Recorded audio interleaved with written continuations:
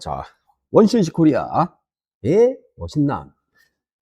여기 이제 그 다이 펀치 금형 같아요. 다이 펀치 금형인데, 우리가 이걸 가공하기 전에, 곡률, 배율, 각도, 이런 것들이 있는지 한번 확인을 해야 되잖아요. 그죠? 그러기 위해서는 우리가 좌측 하단에 보면 이런 게 있어요. 여기에 곡률이라는 게 있어요. 이게 뭐냐면, 곡률, 라운드지거나, 이게 평명 구간이 있죠. 평명 구간은 이렇게 파란색으로 보여줘요. 그래서 이런 부분은 평면 구간이네 라는 걸 알 수가 있죠. 그죠? 이렇게.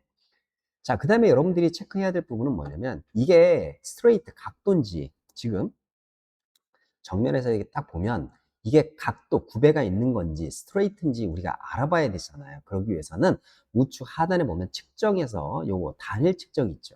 하나의 객체를 측정하는 거. 얘를 선택해서 각 라인을 찍어 보세요. 찍어 봤을 때 여기 보면 각도가 이렇게 표시가 되죠. 90도. 그럼 스트레이트인 거예요. 이렇게. 그죠? 90도. 근데 찍다 보면 어떤 부분은 90도가 안 나오는 경우도 있어요. 이렇게. 89.9999 거의 90도에 가까운 건데 톨러런스에 의해서 이렇게 표현되는 거예요. 그죠? 만분의 1이면 뭐 이걸 90도라고 봐야 돼요. 그죠?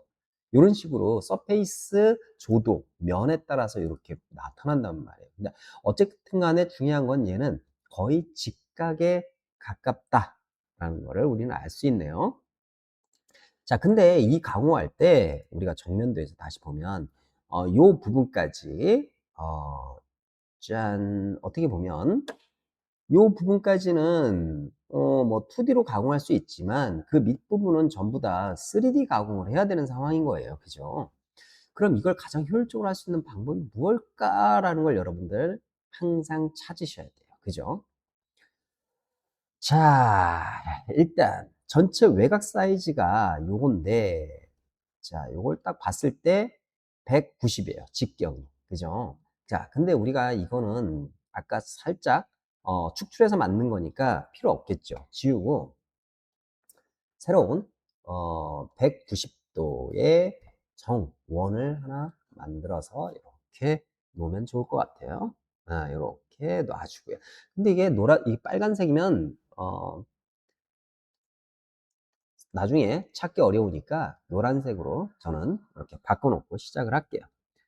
자, 이거를 2D로 해야 될지 3D로 해야 될지 가장 좋은 방법을 선택을 하셔야 됩니다. 여러분들은. 저는 2D로 먼저 작업을 하고 그 다음에 3D로 이 밑부분부터 작업하는 걸 선택을 해보도록 할게요. 자, 그러면 우리가 2D로 어디까지 내려와야 될지를 또 체크해 봐야 되니까 요거 있죠. 요 툴을 이용해서 찍어 보세요. 바닥까지 얼마나 내려오나.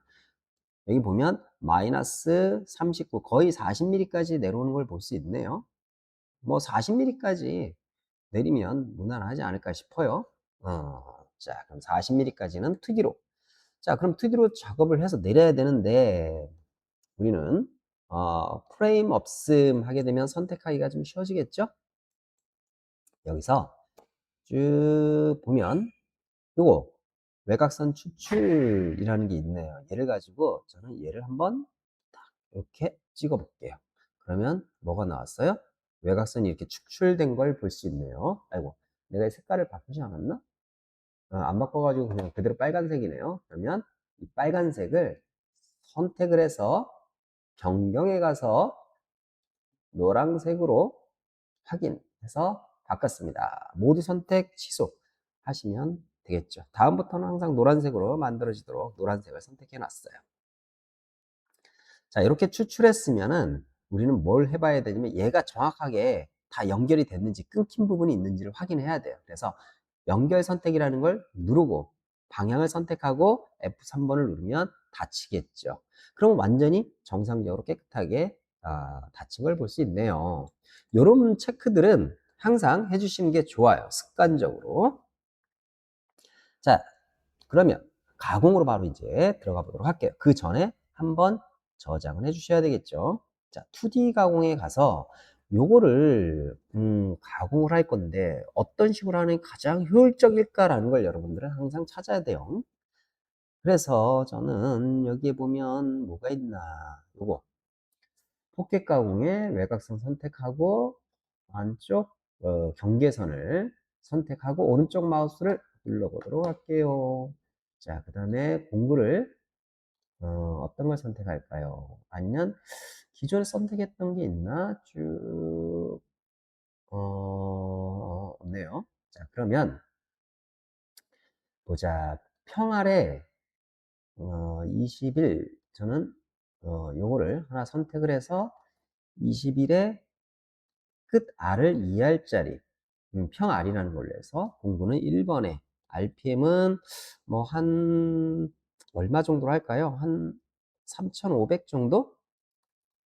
그리고 절삭 속도는 전 한 1,500. 이건 날 개수에 따라 달라. 이건 터보미, 이건 팁을 연결한 터보밀이라고 그러죠. 그걸 사용하고 있는 것 같아요. 재질이 있죠, 재질.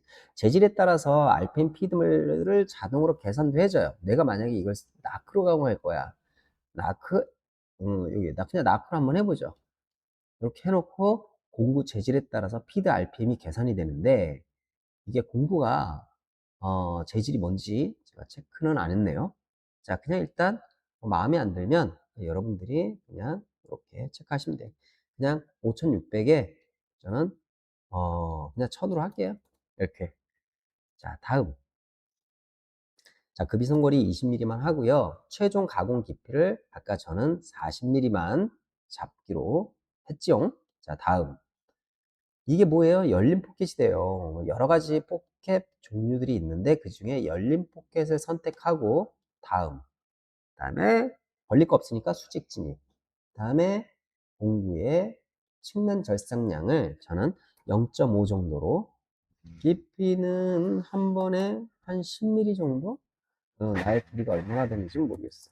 8mm 정도 내리고 여유량은 0.5 정도. 다음에 정밀도는 한 100분의 1만 해서 마치 해보면 뭐가 나오긴 나왔는데 복잡하네요. 자, 일단 시뮬레이션에서 어떻게 작업이 되는지 한번 보도록 할게요. 시뮬레이션 할 때 자, 소재 사이즈가 이만하고 그 다음에 바닥까지 일단 기본적으로 선반 작업이 돼서 들어올 것 같은데 일단 어찌됐든 바닥이 마이너스 124, 120까지만 한번 해보도록 할게요. 시뮬레이션. 그 다음에 마이너스 120. 제로에서부터 시작하는 걸로 하죠. 짠. 그 다음에 외곽선 선택, 오른쪽 마우스 누르게 되면 8mm씩에서 0.5씩 쭉 쳐나가는 거죠.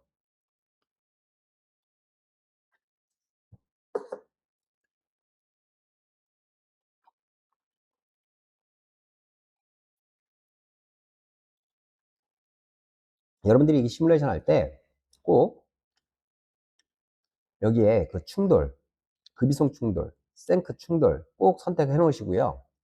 필요에 따라서 공구 경로를 볼 건지 말 건지 다음에 폴더 보기는 반투명으로 볼 건지 전체를 안 볼 건지 다 볼 건지를 정리해서 이렇게 시뮬레이션을 하시면 돼요. 더 빨리 하고 싶으면 더 빨리 하시면 돼요. 근데 시뮬레이션 할 때 더 빠르게 하는 방법이 있어요. 뭐냐면 옵션에 다시 가셔가지고 옵션은 아니고요. 처음에 시뮬레이션 들어갈 때 이걸로 하지 마시고요. 이 터보 모드를 선택하고 확인 누르게 되면요. 봐봐요. 굉장히 빨라요. 대신에 그래픽은 좀 안 좋아요.